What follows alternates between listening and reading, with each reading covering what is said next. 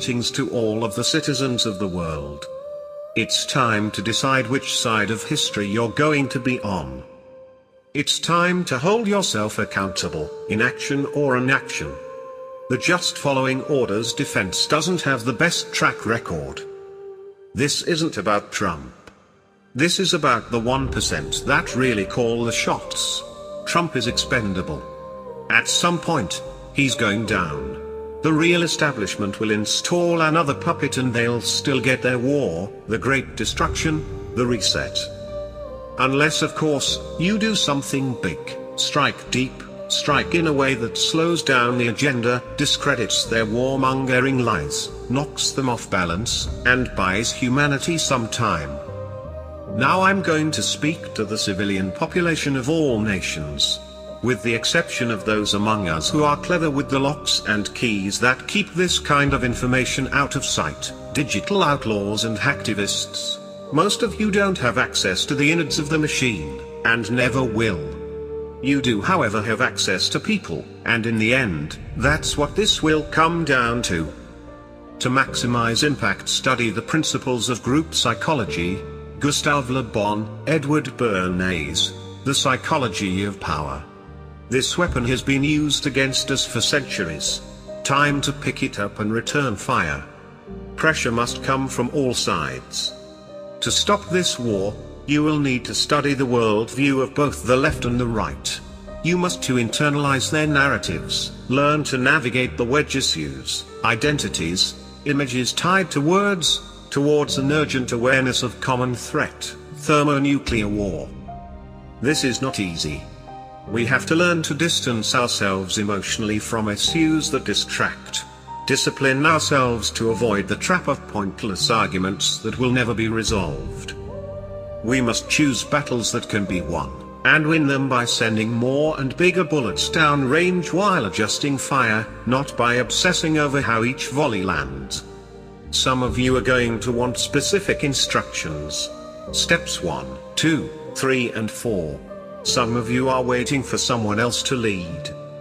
What we need right now, and will need even more in times ahead, are decentralized nodes of leadership operating independently, creatively, with the skills and resources they have, coordinating, amplifying, with other groups.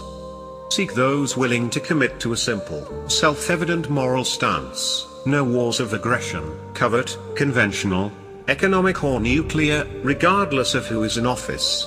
No supporting such wars in word, silence, action or inaction. This is a line worth dividing on and an anchor worth unifying on, identifying with. Don't know how to find such people? Start by speaking out. All it takes is one voice to break the conformity principle, to expose the fact that the emperor wears no clothes. Someone else might find their courage because of you. Once you start taking action, you'll start meeting others who are already in the trenches, people with experience and skills you lack, perspectives that clarify things further. Now you can coordinate, synchronize, and amplify. You'll also make new friends, and the group might become more than a means to an end. Beyond fear. Finally, we must address the elephant in the room here, fear. The danger of a global escalation is real. Sugarcoating it won't help. Narratives which put heads in the sand definitely have a market. The question isn't so much whether your hands will shake, the question is whether you will find the courage to do what needs to be done anyway. Again, it helps to reflect on the inevitability of death. None of us will be here in 200 years. Look at the big picture, the world we're leaving for the next generation. It can also help to plug into something bigger than ourselves. Pray, meditate, connect to whatever you want to call it, however you believe that you should. Struggling to decide what to do? Unsure of the right path? Go to the source, and ask like you mean it. Put all that emotion you have pent up in your chest into it. This doesn't have to be quiet, sitting down, formal, or planned. It can be through dance, music, or even just tears. When your brain is operating at this frequency, ideas often arrive out of the blue. good ideas, and now your emotions are calm. Everything comes into focus. You see a step you could take now, a simple goal that you know you can accomplish, and you're not afraid to start. In fact, you're excited.